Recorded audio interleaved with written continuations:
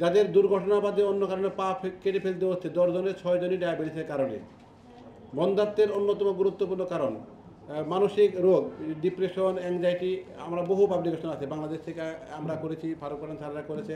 আমরা কিন্তু খুব ভালোভাবে দেখিয়েছি যে ডিপ্রেশনের অন্যতম প্রধান কারণ। সবচেয়ে বড় যেটি আপনারা খুব সহজেই বুঝতে পারবেন, একজনের ডায়াবেটিস হলো মানে 6 বছর আয়ু কমে গেল। যদি একবার ওর সাথে হার্ট অ্যাটাক যোগ হয়ে যায় 12 বছর আয়ু কমে গেল। একটা একটা করে যোগ হবে, আয়ু খালি কমতে থাকবে। তাহলে আমরা একটা প্রোডাক্টিভ জনগোষ্ঠী চাই, কাজ করার সক্ষমতা সম্পন্ন জনগোষ্ঠী চাই, মেধাবী জনগোষ্ঠী চাই। চাই মানে ডায়াবেটিস ছাড়া মানুষ চাই, সেটি ভাবতে হবে। তাহলে গবেষণা কিন্তু প্রমাণ করেছে ডায়াবেটিস প্রতিরোধযোগ্য, কিন্তু হয়ে গেলে নিরাময়যোগ্য নয় কিন্তু। তাহলে যা কিছু করতে হয় এখনই করতে হবে। আর এখনই করতে গেলে আমরা 10 জনকে পরীক্ষা করলে 7 জনের ডায়াবেটিস আছে দেখতে পাবো, উনি ভাবতেন ডায়াবেটিস নেই। এটি একটি নির্মমতা বাংলাদেশের জন্য কিন্তু।